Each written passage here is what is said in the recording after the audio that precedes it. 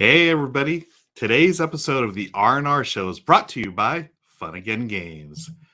And hello friends, welcome! Another week, another bit of peppy music. I always enjoy the piano intros. I've started listening to that channel, Rahdo. It's a really good channel. Yeah, it's he's got a lot of Jacob Kohler, I believe is the artist. That's correct. Kohler with a K. Fantastic artist. Really good Lots stuff. of really good stuff. Well worth subscribing to.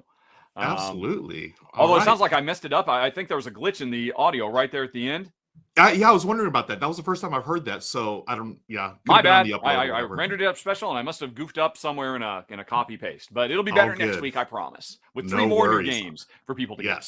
Yes. All right, friends. Yes. Welcome again to the R&R show. This is episode lucky number 13. Wow, that's what is that? 3 months? Over 3 months now. We've been doing this, my friend. That is unthinkable to me. That is amazing. And I guess we'll stick with it for a little while longer since people seem to enjoy it. We're going to be doing it for a little longer. Absolutely. Yeah. And friends, you can catch all the previous episodes right there in that rnr.rahdo.com. Feel free to check that out when you can. And why don't we, I want to welcome everyone. Again, I see Burgundy, France. I see Greece. We have our friends here in North America. Also, I thought I saw someone down in Mexico. Thank you, friends, for joining us as always. Why don't we jump right into it? We've got games to give away. Yes, we do. All right. These two right here. We've got two giveaways. One from last week's sponsor, Arcane Wonders. They're sending out a copy of Onitama plus the new Light and Shadow expansion, which, man, I went and looked afterwards. We talked about this a lot last week. I mean, I know you love this game, but boy, we went deep on Onitama with good reason, because this is such a cool expansion, and one lucky winner is going to get it. Somebody in North America or Canada. The Wheel of Names, is already ready to go. Let me find it. Are you ready to hit the button? Yes, let's do this. Good luck, everybody. Here we go. Yes, here we go. And the winner is...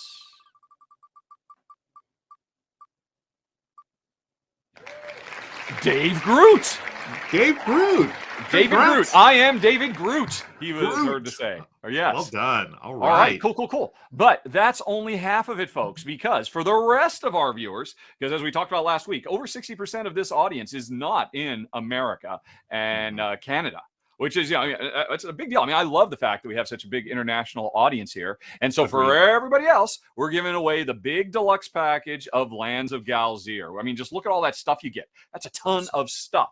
And if you aren't lucky enough to win, the Pledge Manager is open for Lands of Galzyr right now. The Game Found campaign is already done, but if you follow the links down in the show notes, you could go learn a bit more about the game, watch the run-through Shay did of it. It's a very, very cool game. But to get ready for that, I have to prepare to share the second screen. So I'll let you talk for a second while I go about sharing business. Cool. Yeah. So, Galzyr, I mean, look at all that stuff you're going to get, folks. I mean, this is a wonderful opportunity to get a hot new game. I want to say hi to everyone in chat again. Oh, my gosh. We've got friends in Australia joining us from down under. Thank you, friends. Good to see you all here. And, you got not just anybody from down under. Thinker Themer. Oh, Thinker Themer. Oh, my gosh. Yes. Oh, yes. Hi, Thinker Themer. Banging the drum, apparently. Yes. Showing some love for Thinker Themer. Okay, let's get this.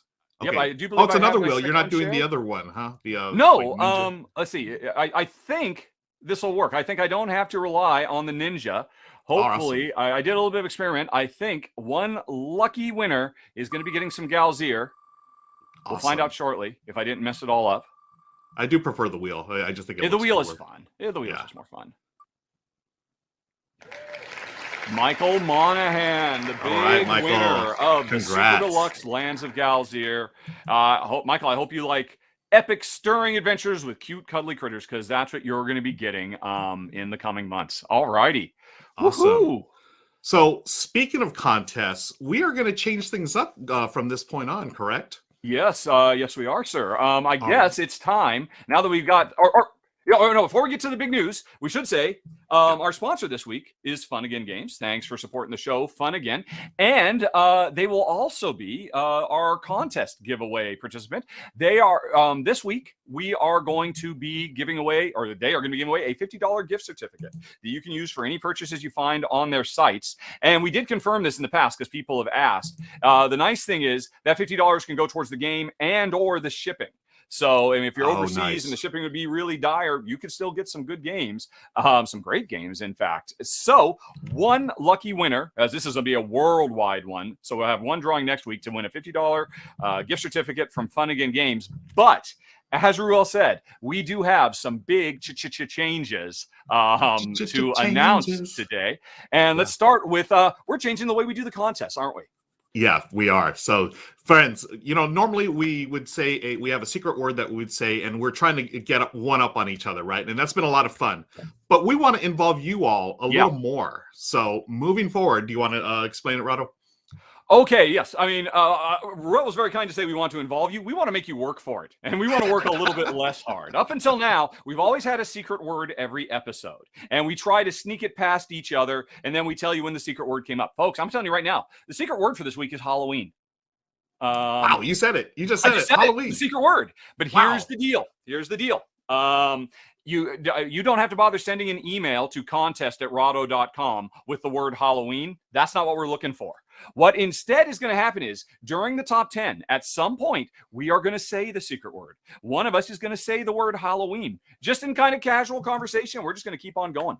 It's up to you to listen and catch when we say that. And what you want to do is send an email to contest@rahdo.com, and in the email or the subject, anywhere you need to say the game we were talking about when we said the secret word. So it's all on you, folks. Yes. Remember, the secret word is Halloween. At some point during the top 10, when you hear one of us say Halloween, make note of what that game was and send the game to contest@rahdo.com or contest@rahdo.com to enter to win a $50 gift certificate from our sponsor, Fun Again Games. Did that make sense? Any questions from the audience? Yeah, let us know in chat if you have questions, folks. We'll remind you at the end of this, at the end of the show today, to I'll put this back up here to send that title of the game. That when we say Halloween, whatever game we're talking about, that's what we want to see in that email for the contest. Yeah, it's a good idea. We'll remind you again at the end of the show. I see one question. So, who's the final winner? I think. Ruel, do you have your crown nearby? Because I do. Of course he does. Ruel has all kinds of props. He's a regular prop streamer. Ruel is the king of the secret word R&R show for all times. He beats me, and from now on, folks, it's up to you to find the word because I just couldn't keep up. I was looking into my future. And I was just going to sink deeper and deeper into the hole of losingdom, and that was going to be very embarrassing for everybody. It was so much fun. I really had a great time with that. But I'm looking forward to this because I think this is going to be a lot of fun as well, especially for all of you watching. To keep track of when we're going to say because it's going to be a little trickier, I think, and a little exactly. Like you said, you're going to have to work for your games. And you know what? Not everybody's going to do it. So I think actually for the people who spot it, their chances of winning probably just went up. Agreed. Probably very significantly. We'll see how it goes. I'm very excited about this first change, but we have more announcements. We have some big changes. Yes. All right. So folks, I just made Twitch affiliate. Hooray! Yeah. Now, a lot of folks don't know what that means. That means basically I have graduated to the professional level of a Twitch streamer, which is odd because you may have noticed today we're only streaming on YouTube and Facebook. And that is because as a pro Twitch streamer, there is a 24-hour exclusivity window where after you've live streamed, you can't put it on any other channel for 24 hours. So here's the way the situation is going to be moving forward. The R&R show is still going to go up on Facebook and Twitter and YouTube and Board Game Geek and every place, just like you've always come to expect. Every Wednesday, there's going to be a new R&R where we talk about top 10s, where we try to sneak a secret word past you and all the rest of it. But if you would like to watch live, we will be live on Twitch Tuesdays. From now on, the show is going to be still at noon, a West Coast Pacific time. We'll still be doing all the live hijinks. It'll be on Twitch. And I'm actually really excited about it because there's a lot of really cool things you can do with Twitch. Like one is we can give out rewards for people who keep watching. And so we've already been talking about some very, very cool things that I don't think any other Twitch channel has ever done that just creates more back and forth between the audience and the show. So, you can look forward to that. Also, in case you're a fan of the show and you've always wanted to support us, but you just like you don't have any spare cash. If you're an Amazon Prime member, did you know you can financially support the show at no cost to yourself? Amazon can pay us to do the show. If you're an Amazon Prime member, you can subscribe to the show for free. That means you watch it without ads. We get a little something, which pretty much just goes right to Ruel because I'm paying the man to be here. He wouldn't be here otherwise. I don't know. I haven't asked. I assume he's got other places to be. And there's a bunch of other stuff we're going to do too, unique emojis and all of that. So starting next week, Twitch Tuesdays at noon. And I will do a lot of updates on the YouTube channel so nobody misses the switch over. It's still going to be the same show. Actually, it's going to be even better because I think being over on Twitch is going to let us loosen up a little bit. Yeah, and we've talked about maybe bumping it up beyond the harsh 60-minute limit. So we're going to have a longer show because I know a lot of people are always frustrated. We get to the end of the show and like, don't stop, keep going, answer more questions. So we're going to be able to lengthen the length of the show. Also, I know some people were always kind of frustrated with Wednesday because we overlapped with another very popular board game show. So we're now free and clear so you can watch us and them without any overlap.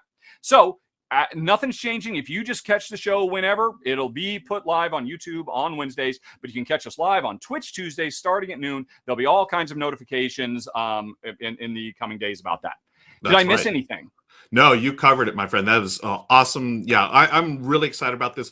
Folks who haven't been on Twitch, there's a really cool board game community there, and there is some overlap with the YouTube community as well. So it's really fun, and especially as Rahdo was talking about, we have these new changes that we're excited about where you're going to spend your channel points that you earn as you watch. Yes, that's the term. Yeah, you're going to help us make it more of a variety show. We're going to be doing a lot of different things, and so come on over to Twitch on Tuesdays. But again, if you like hanging out here on YouTube, every Wednesday we're still going to be here. It's still going to be up here, so no worries about that. Cool. All right, cool. So then that's the big news. That was the big news. We are done. That was it. Which Tuesdays is announced. The new rules. Remember, folks, when we start the top 10, listen for the word Halloween. I need to make note. Let's see. Yeah, we agreed what game it was going to be. Right. Okay. Yep. Going to keep that up. And I think otherwise we're good to go, right? Let's do this. Yeah. So this week's topic, friends, are the top 10 games we'd buy right now. Okay. Yes, we are. And there's so many games out there, folks. I mean, the ones that I had, this was another tough list for me to do because I wanted to talk about 15 different games. I had to pare it down to 5 so we can share. So I'm gonna start with and that'll be an interesting thing when we switch over next week and we have more time to breathe. Yeah. One of the things we can do is, hey, what are some of the things that didn't make the top 10? Exactly. So we'll be able to dive deeper. We'll be able to answer questions. What about this or this or this? It's going to be fantastic starting next week when we really spread our wings on Twitch Tuesdays for the R&R show. Stretch with us. Yes. There you go. Yes. All right. There will be no calisthenics required. Don't worry.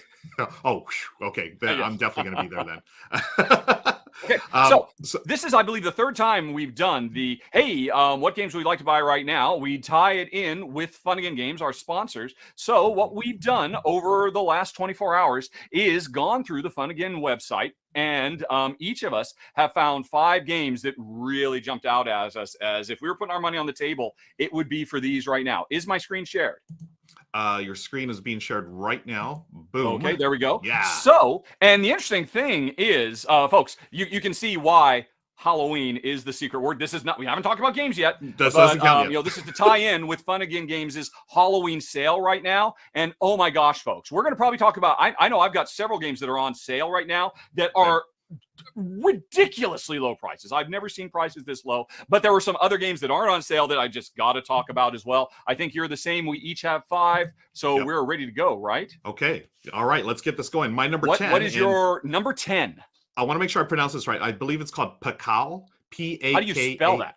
P-A-K-A-L.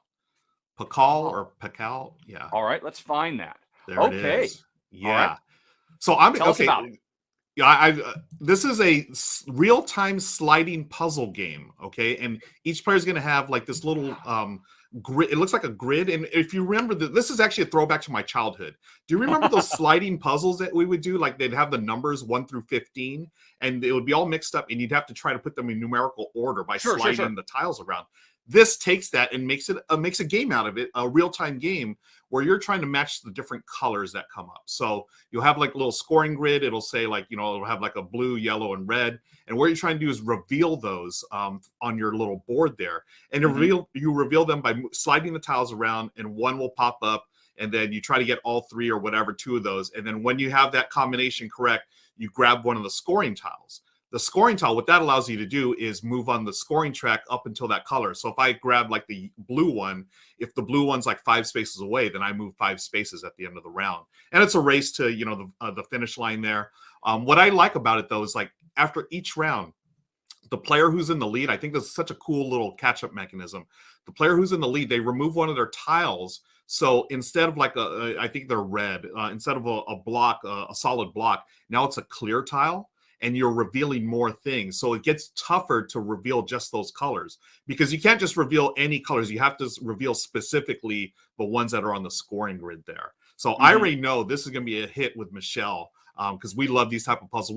It's funny, we actually talk about these sliding puzzles all the time, how we love these when we were a kid. And I was terrible at them. I would always like eventually just take the tiles out and pop them back in the order that they were supposed to go. But I don't think I'm going to do this with this one. This one's from Cranial Creations. It's on sale now at Fun Again, and that is Pakal.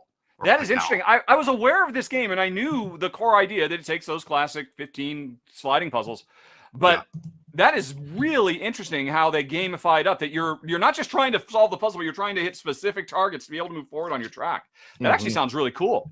I kind of ignored this up till now, but I think you're right. I think Jen would really dig this as well, because I've recently discovered my wife has fallen hard in love with beautiful, well-crafted, abstract-y type games, which it looks like that's what this is. Very bright, very colorful, and I mean, a very well-proven gameplay mechanism, the slider puzzle. Nice. Yeah, it's a classic. All right. So that's my number 10. This is not one from the Super Sale, I don't think. I don't remember seeing that on the Super Sale. Yeah, I think this is just on the normal website. Yeah. Cool. So that's Pakal. And then you have your number 9. Yeah, let's go on to my number 9, which is definitely coming straight from the Super Sale. Okay. All righty. If I can find it, do a quick search for Keyforge Dark Tidings. Yes. So both the Keyforge Dark Tiding Archon deck and the Deluxe Archon decks are available right now. And an Archon deck for Keyforge at $4.99. These things retail for like $12. Yeah, I've never seen. Normally they get discounted down to $8. This is almost half the price of what you can get them elsewhere. And here's the deal. I mean, Keyforge, for folks who don't know, is what I like to call a dueling wizard game. It was co-designed by Richard Garfield, the creator of Magic: The Gathering.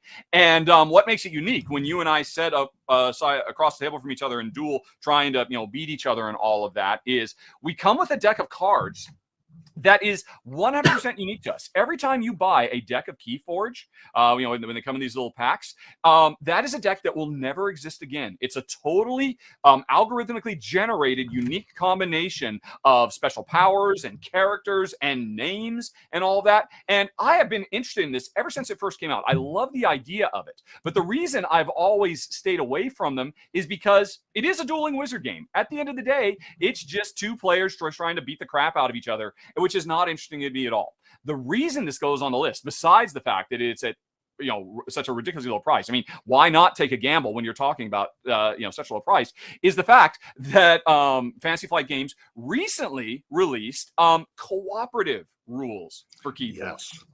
And I think I might have heard about that on the R&R show, but somebody in the chat mentioned it at one point. I think you're right. I was like, oh my gosh, I have to try that.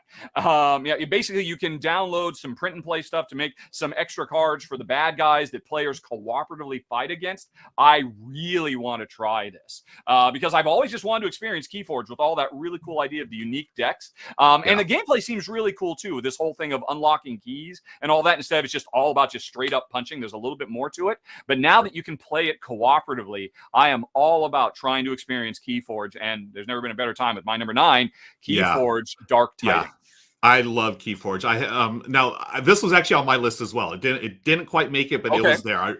Because like you're saying, $5 for a deck, folks. That's all it is. You get a friend or a family member or whoever. That's $5 each, and you can play this game. It's so much fun. I played the original, and I think I played the season 2 deck or whatever. But so you have played Keyforge as a dueling game. you now that it has a cooperative version, I really think you're going to enjoy it because you're going to see all the different combos that you can chain together. It's a lot of fun. You do see that Richard Garfield influence in this game, and I think with the Dark Tidings deck, it actually replaces one of the old factions, so it has like more of like a darker theme, and I think they can like copy cards and stuff like that. So yeah, this one's another one that I'm interested in as well. So that's And one thing I should say, as I understand it, I mean, there's two things you can get. You can just get a deck, which means all you're getting is a deck, but you're not getting the little cardboard pieces that you need. The keys and the mana tokens or whatever, which is where the deluxe is. The deluxe is a deck plus all of the counters and the tokens and whatnot. Yeah, and I would, again, if you just want to try it out, of course, get it at the $5 price. But honestly, those things are great because then you don't have to use your own dice or try to, we used to, like when we first started playing, we made our own counters and stuff. But the deluxe stuff is much better, and I think a couple of dollars more. Come on, it's worth it. I think, in my opinion. All right. Well, that was number 9. What is our number 8? Number 8. Where's my list? Okay, my number 8. Oh, okay. It is. I want to say this correctly. I know there's a British way to say it and an American way to say it. Equinox or Equinox. I believe Equinox is the American. I think so. I mean, in my head, I just said Equinox. I couldn't stop myself from pronouncing it that way. This is from Plan B Games. This caught my eye right away because of 2 words, friends. Reiner Knizia. Come on, I love Reiner Knizia games. This was. I don't know. Did you do a run through of this, Rahdo? I have never covered it. I mean, this is a remake of an older game called Colossal Arena, and I've never covered the original one. No. Yeah, and I didn't play the Colossal Arena. Haven't played this one yet, but again, I like the artwork. Is it Plan B Games that does it? I think it's Plan B. Their components are artwork to me. They're like top of the game. One of the better companies that do art and components for their games.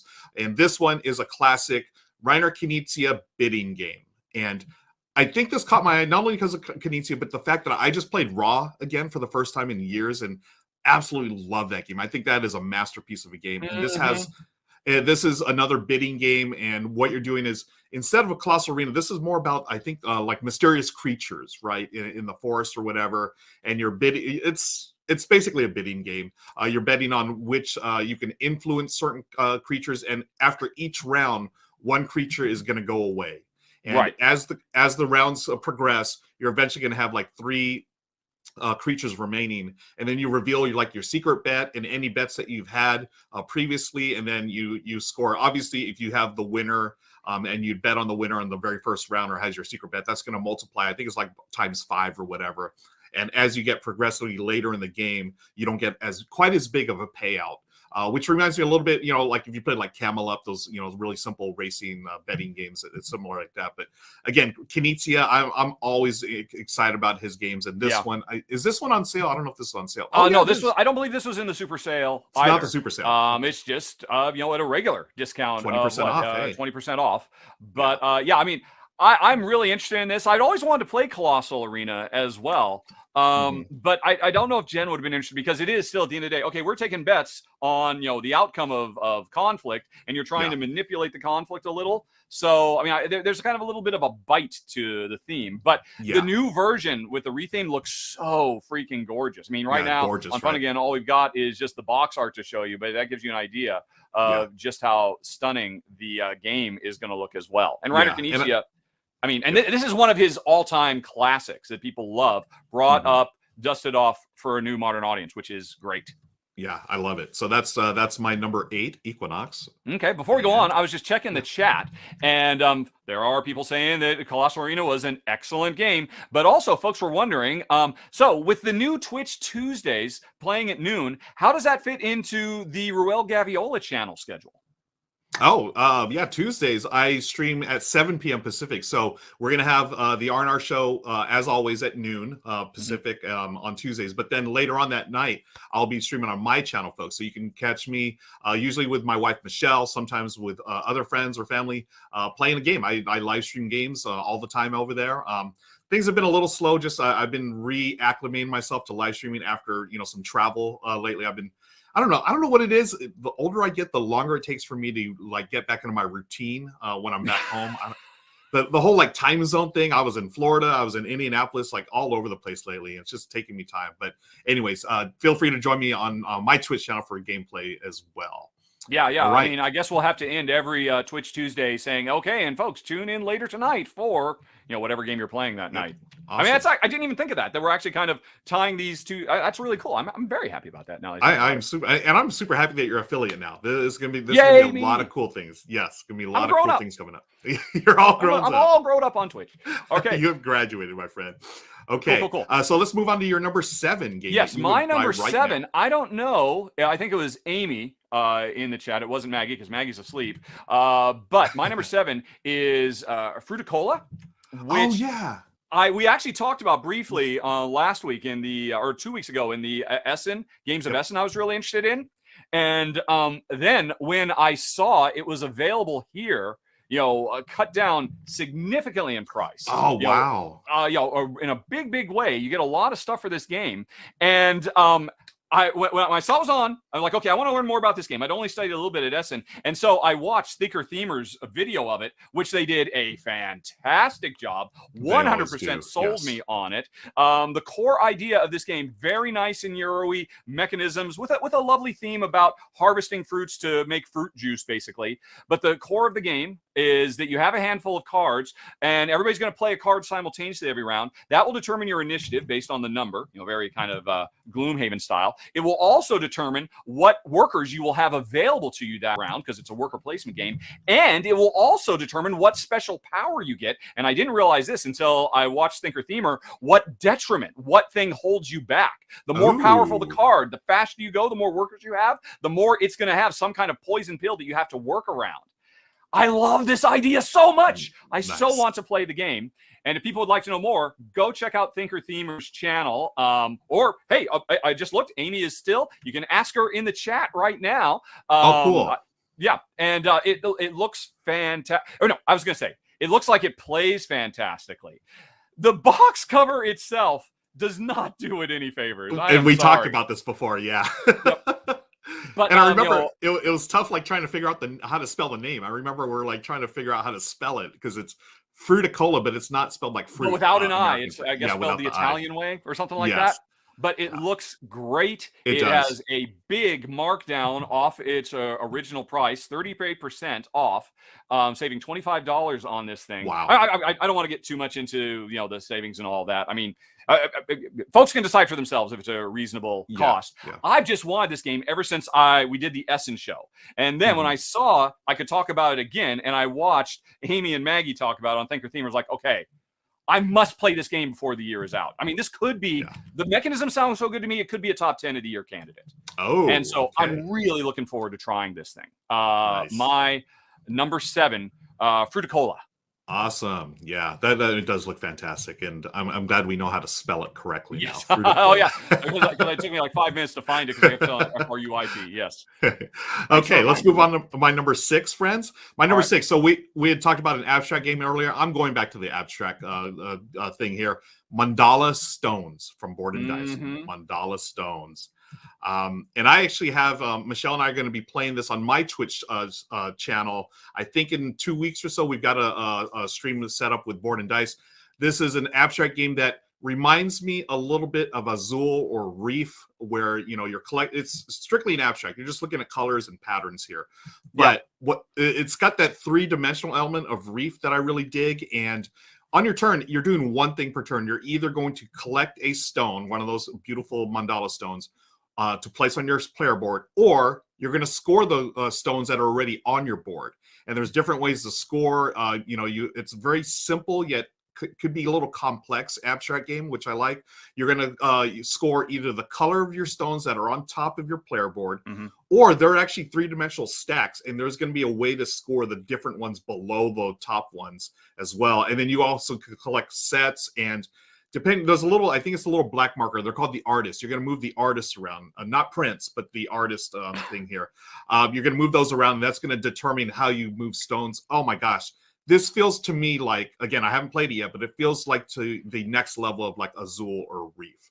I would put it in, it definitely goes in that bucket. It definitely lives on your shelf alongside those really beautiful, abstract, puzzly, thinky games.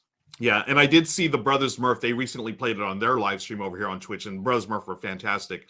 And Michelle and I watched it, and we said immediately, we need to play this game. I know this. Azul's a huge favorite in our house. We actually like Azul Summer Pavilions better now, but I think this will be the next big one in our household. And that's Mandala Stones.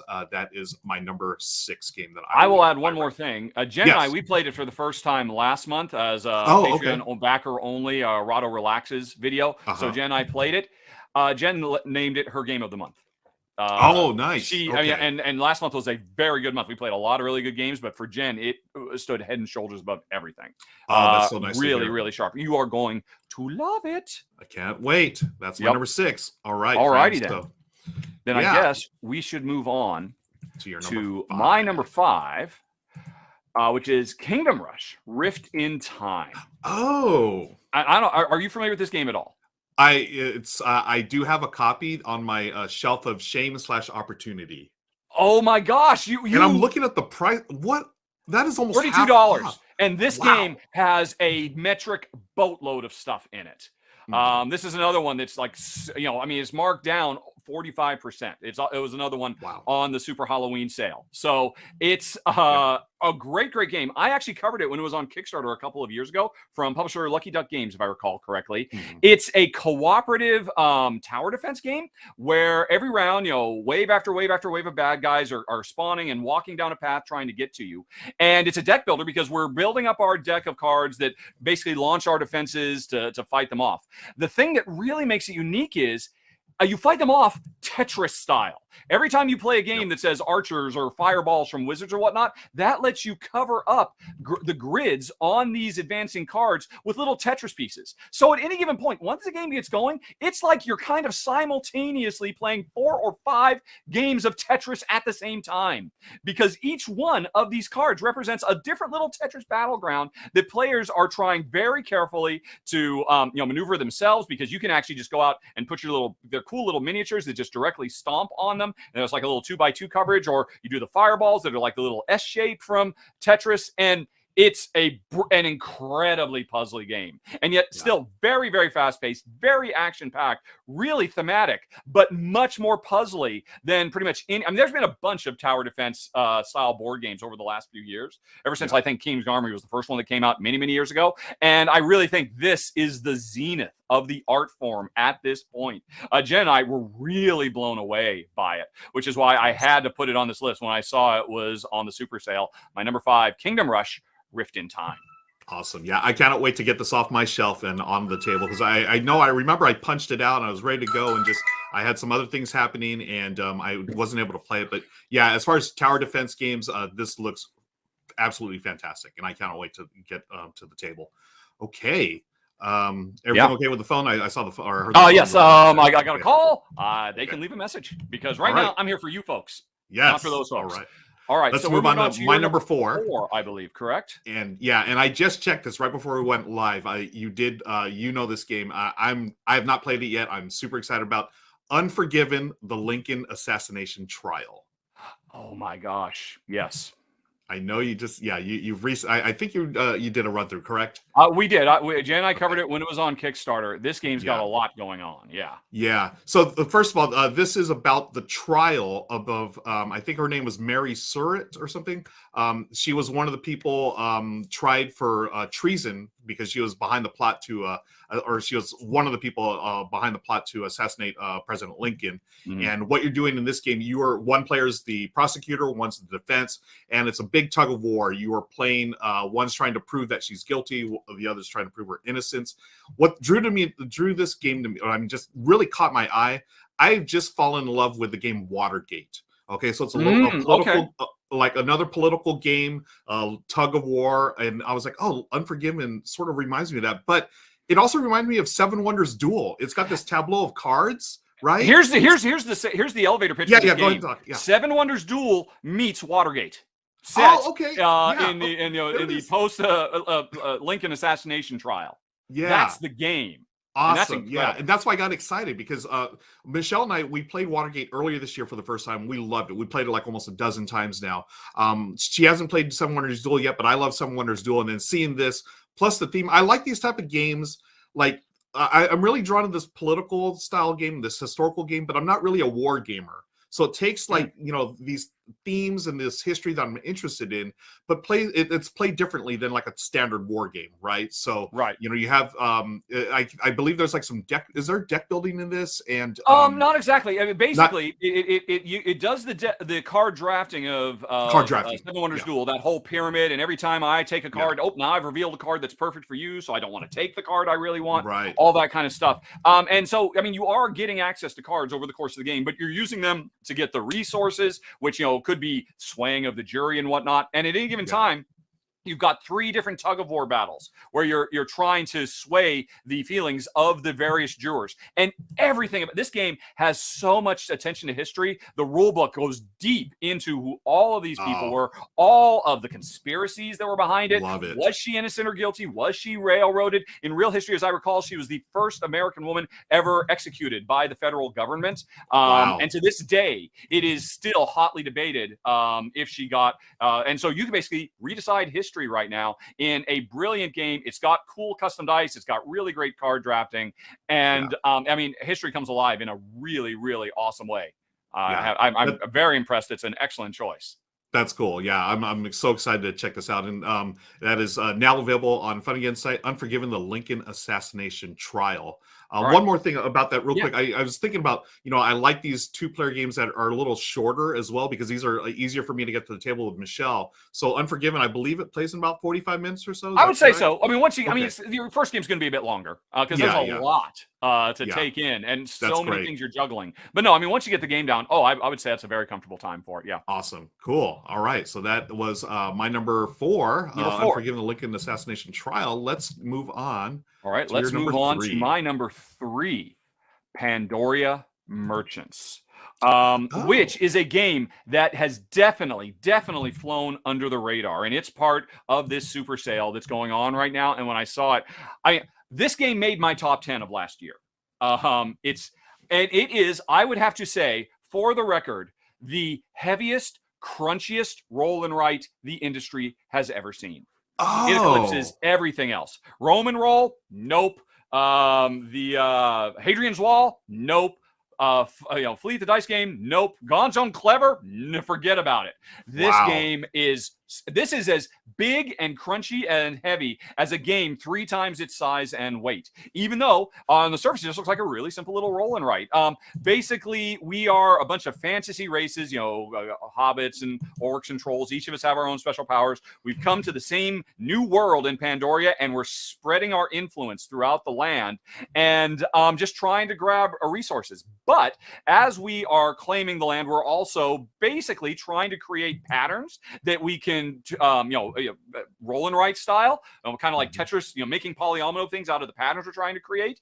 Because when we do that, that lets us unlock more special powers. And now this is a roll and write version of Pandoria. In the original Pandoria, which was even heavier still, you had a whole bunch of cards, and it was basically a deck builder. Here, it's still basically a deck builder. It's just that you can see all the cards you can buy laid out on your second sheet. This is a roll and write where you've got 2 sheets. The one that is the map, and then everybody has their own where they're keeping track of everything, all the resources they've gathered, all the special powers they've unlocked as the world just gets bigger and bigger. Jen and I were blown away by it. Like I said, it was one of my top 10 of the year. And the thing that made me happiest about it, because I thought Pandoria was also a brilliant game from Iron Games, designer Bernd Eisenstein. And the original Pandoria, my only problem with it was also a very aggressive area control game where you were constantly, you thought you had it all. Well, I'm going to kick you right out. And now I control that area. In this game, because it's a roll and write, once you write it, you own it. No one can take it from you. So there's a lot of one-upsmanship and brinksmanship, but it never really feels really mean or aggressive the way a lot of area control games can. It's really, very, very clever. And again, I cannot stress just how heavy it gets. Also, it comes with a really interesting, puzzly, campaign. So I got 5 chapters, a solo game as well, which I only messed around with a little bit. But Pandoria Merchants is my number 3.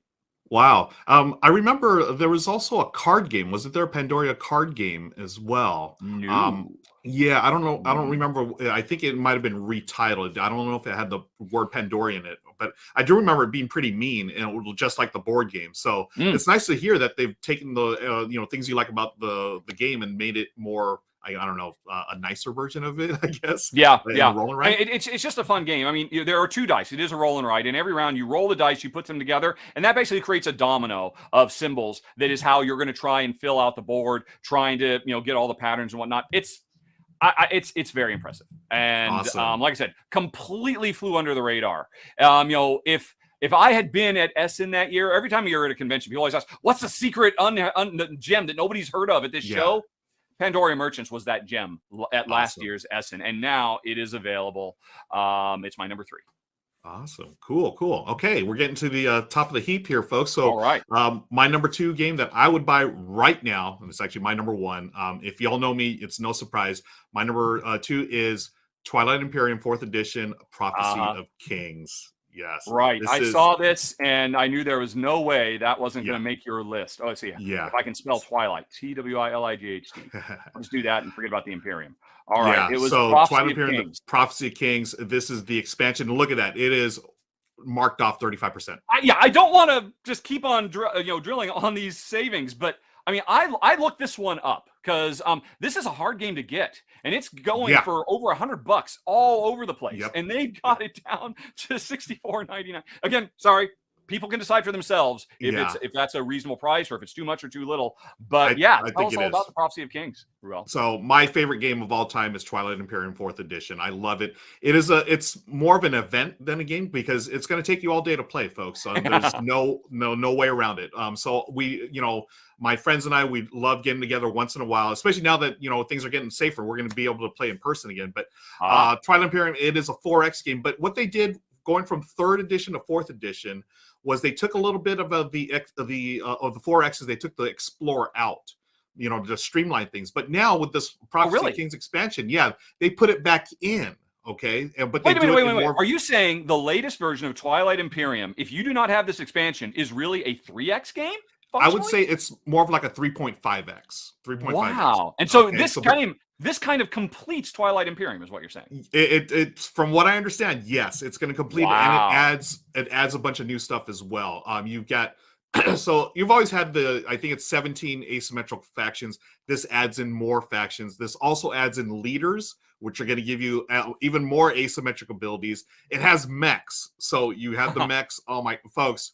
I saw this expansion when it came out during the pandemic. I went goo goo gaga, but I was also sort of bummed out because there's no way I was going to play it because we were all in lockdown. But now that things are starting to open up, I'm going to let y'all know right now. I already have my first game of this planned in 3 weeks. I've got my friends. We're going to play. We've got it all set. Someone has the expansion already, but I'm still going to buy it, honestly, because it's my favorite game of all time. What else does it have? It's got new factions, the leader expansion, a little more exploration, and if you love this type of game, if you never played it, folks, this was on my bucket list for many years. Twilight Imperium. When I finally played it, it lived up to all the hype and then some. Again, I knew going in it was going to be an all-day affair, but my first game, it was about only quote unquote about 5.5 hours. So I thought I was going to be there for 10. So you do have to commit to the game time or be committed if you like this type of game. But I absolutely love it, and there's no way I'm not going to get this expansion. Twilight Imperium 4th edition, Prophecy of Kings. Right. So that is our number 2 of the list. Your personal number 1. Yes, wow. Absolutely. I mean, it's a space opera in a box. I love, I'm a Star Wars, Star Trek geek. This has elements of that as well, but it really is epic. It's epic in every sense of the word, including brain melt. Like my brain is like fried anytime I play this. But the chat is Gator Dave saying I never would have pegged Ruel as a TI4 man or guru. Yeah, and honestly, I wouldn't have either when I either. started watching your show. Yeah, I mean, you see the stuff that I usually put on Twitch channel. I love Gateway games. I love Gateway Plus games. Some of the heavier stuff I like Brass Birmingham, Terraforming Mars, those type of games. But for whatever reason, I don't know if it's the theme or just the fact that I like this story element of, hey, we start in our little corner of the galaxy just with a couple of ships, and we slowly but surely make out to the middle of the board, and we're gonna fight, and it's all kinds of good battles, and it always tells an epic story. Like I've played the game, I think 14 times. I can tell you the storyline of each one. Yeah, that's how much I love this game. It's Michelle thinks I'm crazy. What are you gonna do? It's so you have not gotten her. You have not gotten her to the table with it. No, she would never play this. No, that's not her jam. But anyways, that's my number 2, Twilight Imperium Prophecy of Kings. And I think a lot of people would join you as their number ones as well. I'm sure Shay would certainly agree as his number one. And that's how I learned the game. That's how I learned the game was from Shay. And speaking of Shay, really? His video is the one video I tell everyone to watch before I teach the game. And say you will have to watch Shay's video. No, I mean, actually, that video of his and his how to teach videos are what convinced me he should be on the Rahdo channel because I thought he was just such a perfect fit. So Twilight Imperium is changing lives all over the place. Yeah, absolutely. Yeah. And we actually did a video for Prophecy Kings, folks. Find Shay's channel, and we did like this little comedy bit where Shay and I go over Prophecy Kings. It's funny, so check that out. Okay. Let's get to the number one. Well, my number one. Drum roll, please. My number one is the only one that wasn't on the big sale. Because I mean, there were a lot more great games on the big sale, folks. You can go check it out on Fun Again's page if you want. But when I saw Fun Again has Anno 1800 in stock, I was like, okay. Yes, I mean, this also made my top 10 games of last year because I played the German version. It is only just now coming out with an English version as well. And yeah, this is, I'm not going to say it's the best Civilization board game of all time. I'm still going to give that to Nations. But if I spend more time with Anno, or if Anno gets an expansion, it could push its way into my top 10 games of all time because I love everything about this. It's a Martin Wallace designed game based on, I guess, a very, very popular video game series that I know nothing about. I've never played the video game. But, at heart, we are a bunch of nameless, nations who are trying to, expand our influence and exert our dominion over the world, or at least that's what it looks like. At first glance, it looks like an era of colonization game, which is just all about, oh, look, we send out, we get colonies and this and that and the other. But the interesting thing, and apparently this is true for the video game as well, it kind of subverts all of the era of colonization tropes of games, because your goal in this game, you are not some rich person trying to make a lot of money by exploiting the new world. You are a government official, and your metric for whether you succeed or fail is how much prosperity you bring into the lives of your citizenry and into the lives of the citizens of the new world as well. This is a game that does not feature any conquering. This is a game all about exploration that leads to trade rather than domination. Trade, which lifts all boats. And the core message of this game, which I talked about at great length in my top 10 games of the year when I did the update for it back in April, is just such an ode to working together, working with people. And that's not only in the theme where it's basically this is an alternate world where the era of colonization never happened, and instead an era of cooperation across the oceans is what was born, and that is borne out by the actual mechanisms. You are engaging with trade with the new world. You are just as invested in improving their lives as the citizens of your own your old world, but the cooperation, even though this is a competitive game, works its way into how I interact with you as well. Because this is a game where the main thing you're trying to do is harvest resources so you can build buildings that will make other resources so you can harvest more resources. It's a very big, elaborate tech tree game, basically. And the thing is, any one player, it is impossible for them to individually manufacture all the different branches of a tech tree that they are trying to develop over the course of the game. And to be successful at this game, you must rely on your fellow players. Oh, you're the one who's invested in sales. Okay, I'm going to save myself a lot of money and just start using yours. And you will get a huge benefit. One of the things that makes me so happy about the game is this is not a game of zero-sum economics. It doesn't try to simplify things down into black and white, because when I use your building so that I can get the resources I need, the payment you receive doesn't come from me. I don't just transfer funds over. It comes from the supply. So Everybody feels like they win. Nobody feels shortchanged. It's not a I win, you lose, haha, I one-upped you. This game, everything about it, I just found to be a beautiful ode to humanity at its best. A history that we could have had instead, of course, the history that we did have. And I know this for a fact. Some people don't believe it, but I've actually talked to the developers and said, yeah, that is totally what we were going for. We were trying to use this board game as a piece of art to explore what the world could be instead of what it was. And I doff my cap and applaud Cosmos Games and Martin Wallace and everybody else who worked on it. It's my number one, and it's on sale as well, although it's not on super sale. But when I saw that they have it in stock, I had to put it. My number one is Anno 1800. Wow. So I've heard a lot of good things about this game. And actually, chat, there's a lot of people that have played it. They love it as well. And I didn't know exactly what it was about. You just sold me on this game. I love this idea of let's cooperate together and move civilization forward. And oh my gosh, wow. So this is top 10 for you right now? Well, this is in my top 10 for games of last year. It is my number one on this list.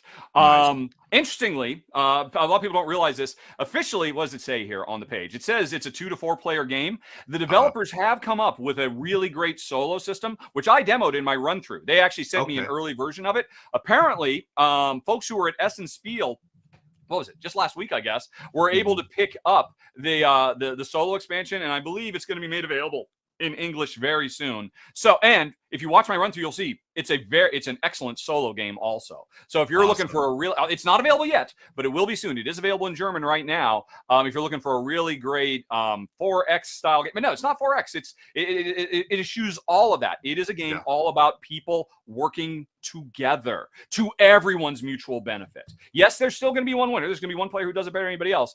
But just the idea that I don't measure my victory in glory. I don't measure my victory in how much money I have. I measure my victory in how many people's lives I have improved. Everybody who I touch, if I can improve their lives, I will win this game. And that's beautiful. That's a message we should see more in our day-to-day life. Agreed, 100%. Yes. All right, friends, those are the top 10 games we buy right now. Thanks to our sponsor again, Fun and Gaming Games. We have a few more minutes. Should we? You want to do a little Q&A? Yes, we are. We went pretty quick. Yeah. So let's do some Q&A, folks. Drop those questions in. And like I was saying, I saw a bunch of people, they really do have enjoy Anno 1800. So nice to see that. I recommend it very highly for folks who like this kind of thing and would like to see not the same old story told. So while we're waiting for some questions to come in, let's remind everybody at some point in the last, 30, 40 minutes or so, we said the secret word Halloween. When did we say it? What game were we talking about at that point? You need to figure out what game it was in the top 10 countdown and send that in an email to contest@rahdo.com or contest, single or plural. I'll catch it either way. And if you get it right, then you will go into the spinning ball of names to win next week a $50 gift certificate from Fun Again. So good luck, everybody. And so all the pressure is off of us. This is much more relaxed. I wasn't having to concentrate. I was just going to say, I can't wait for that moment. Yeah, actually focus more on talking about the games. I felt like that too. Like we weren't like spinning our wheels trying to, okay, when can we insert it? When can we? No, we were let everyone else figure it out. And folks, send that game title to contest@rahdo.com. I've got a question from the Lobby of Hobbies. He asked, Ruel and Rahdo, what is the best sparkling water brand? And I think everyone knows my answer. It's Topo Chico because it's muy delicioso. Yes, Topo Chico. Have you actually, for folks who don't know, apparently Ruel had a trip to, I forget where, Arkansas or someplace. Tennessee, New Orleans, I Tennessee. think. Yeah, to Tennessee, and you were exposed to this sparkling, fruity water drink called Topo Chico.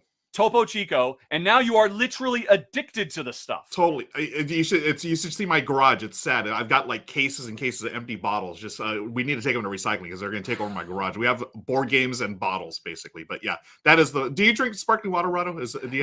I can't stand it. It's like drinking acid to me. Michelle's the same way. Michelle's not. She's not a sparkling water fan either. But Topo Chico is the correct answer, folks. It burns and it's just unpleasant. And you know what? I just love water. What's wrong with just water? Hey, I'm okay with water too. This is water is fine. Perhaps we should hydrate, shall we? Let's hydrate. Yes. Okay. Someone was asking, do you need the expansion to play solo? And I'm thinking that's for the 1800 game. Well, there is no expansion for Anno 1800, and okay. no, they're asking. Here's what I got. I contacted them saying, "Hey, I finally got a copy of the German version. I'm so excited!" And at the time on Board Game Geek, the developers were doing kind of a closed beta where they got volunteers and people would just print out their own stuff and play it at home. And I missed the window for that, but I said, "Hey, if you'd like to send me that information, I could actually film it so people would know that this is coming." And they said, "Okay, Rahdo, we'll let you in." And so they sent it to me. Now, all I needed to play it at that time was just this PDF printout with a set of rules. There was like a page I could print out because there was like a few things that changed. And you just had to have like this little reference thing. But that's all I needed was the PDF. Now, I have not looked at whatever it was that they were handing out at Essen Spiel. I don't know if they elevated it and said, "Oh, well, hey, while we're at it, let's put some more tiles in," or something like that. I don't think they did. What I played, it was completely self-contained. I mean, I feel really bad because several people have asked. I've still got that PDF. I can play it right now. But they said, nope, Rahdo, we're still doing final testing. You can't, mum's the word. So I've kept it to myself.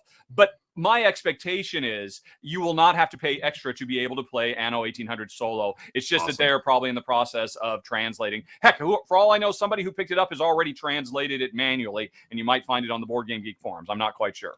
Cool. Awesome. There's a question from Edward Taylor King. Hello. Love watching your power plants play earlier today, Rahdo. What's your favorite KTBG game? So Kids Table Board Game, is that correct? The name of the company? That is correct. Kids Table Board Game.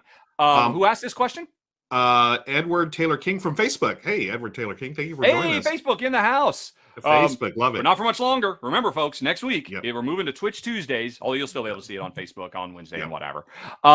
Let's see here. I'm going to admit something very, very embarrassing.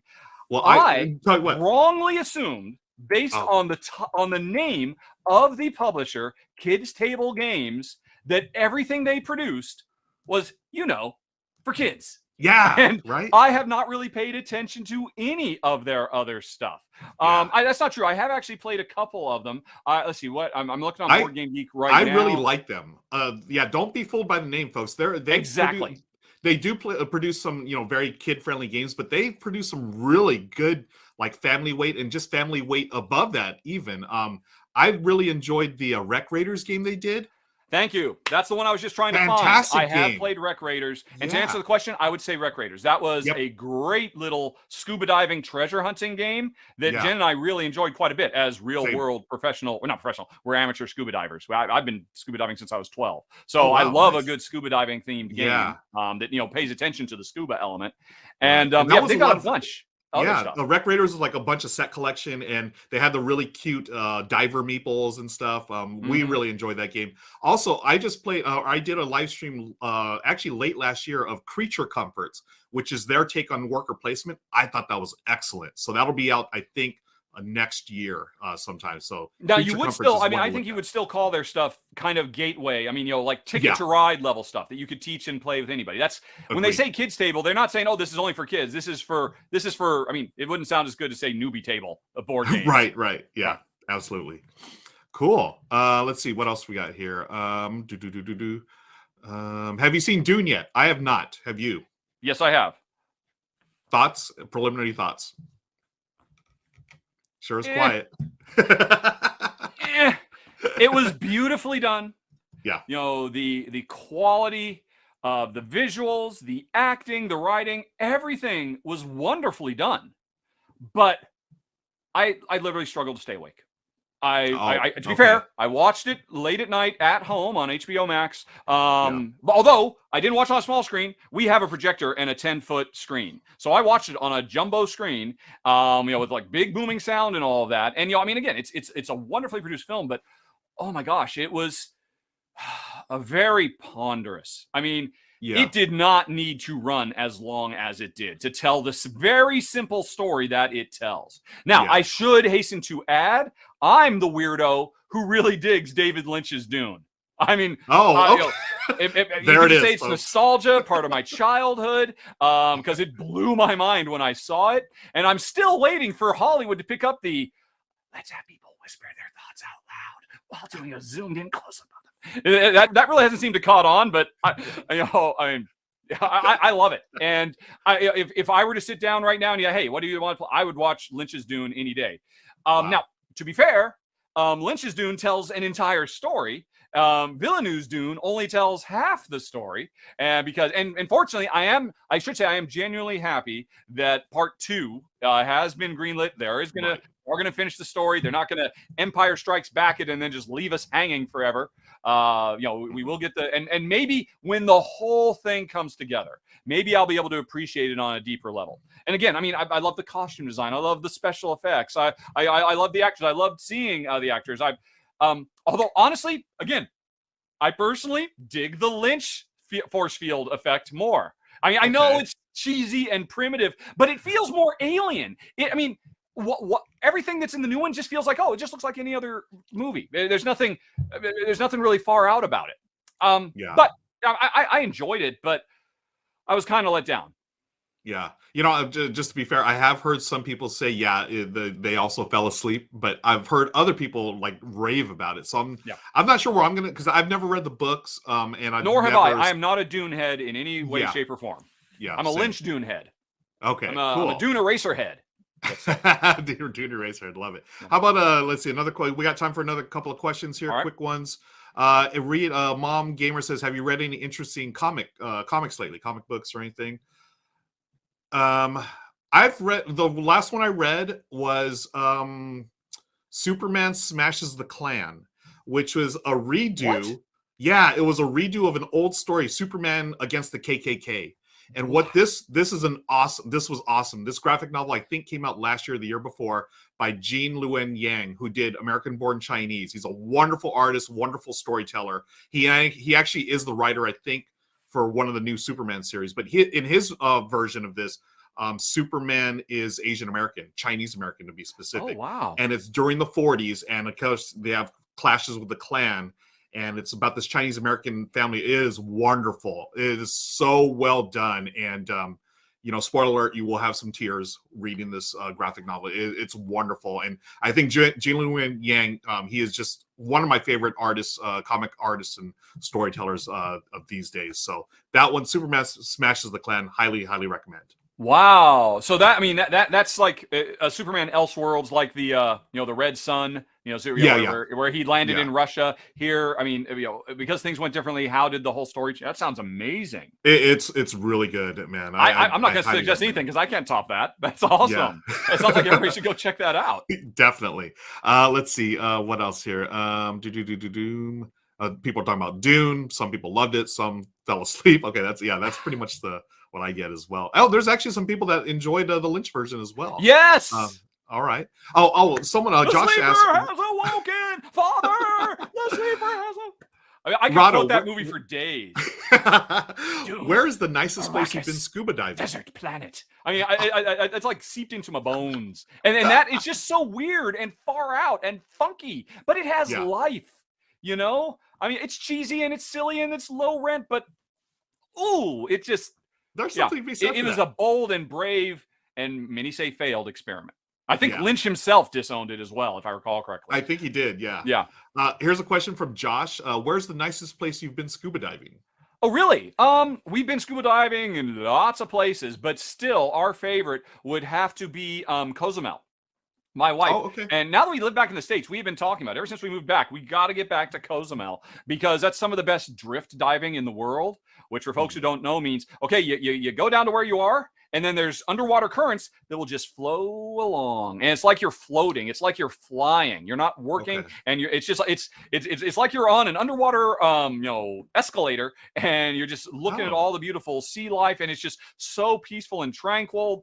We've been twice. We loved it so much. Back in our 20s and early 30s, back when we lived in Texas. So it was a very quick flight for us just to get down there. Okay.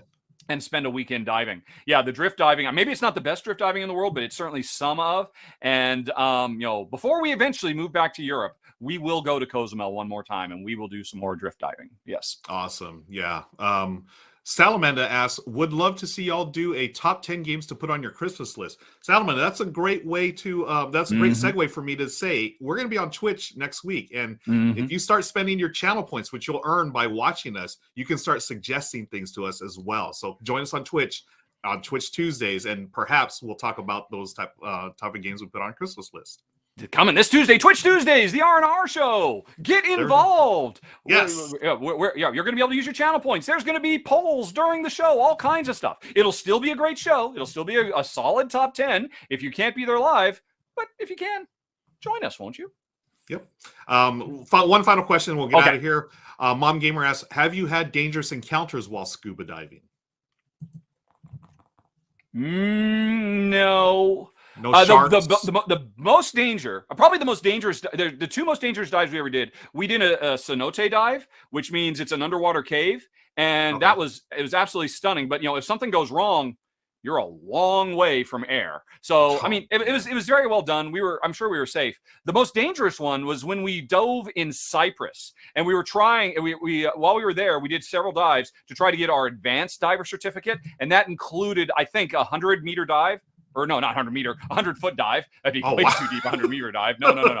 We had to do a 100-meter dive. And we had done everything else. We'd done several other dives. The last day, we had to do this one. And we had to do 2 dives. And we were scheduled to do 2 dives that day. But the night before, an unseasonal, almost hurricane-level storms had come through. And it had, completely destroyed visibility. And we went down, and we were terrified. It was a wreck dive. Like I said, it was a 100-feet dive. And you couldn't see more than 2 or 3 feet in front of your face. Neither of us, and I've been diving since I was 12, had ever experienced anything like that. I think the dive guides didn't realize how bad it would be. And they would not let us go down the second time because it was too dangerous. Wow. And so we are still just one dive away from getting our advanced, PADI scuba certificates. I don't know. Maybe we have to do the whole thing now because that was probably 5-6 years ago. But I mean, that was terrifying because the funky thing is when Jen and I, we for years have had this cool little, it's not a regular that goes in your mouth. It creates a bubble around your mouth so we can talk. I think these are much more common, but 10 years ago, this was an incredibly rare thing. Everybody thought we were really weird that we were talking. But because of that, I'm the one who always had to pay attention to the rest of the group. And Jen said, if she was falling behind because she just kept looking at a turtle or whatever, I said, honey, come on, we got to go.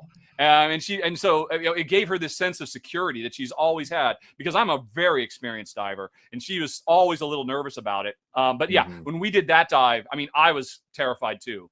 I'd never seen anything quite like that. Going through a dive, which already can be a nerve-wracking thing, but with near zero visibility. I mean, we should not have been down there. It was a dangerous thing, and they wouldn't let us do it a second time. So that would have been my most dangerous dive. Yeah, that totally sounds terrifying. I almost ran afoul of a barracuda once as well, but that was just swimming in the ocean, not actual diving. Yeah, those barracuda, they got some sharp teeth. You know, you don't want to mess with them. Okay, so that's it. Friends, thank you again for joining us. This has been the R&R Show. Rahdo, would you like to take us out? Sure. I would like to say thanks for everybody for tuning in, and also thanks to Fun Again Games for sponsoring the show. Have a nice day, everybody. Talk to you later. So long. Bye-bye.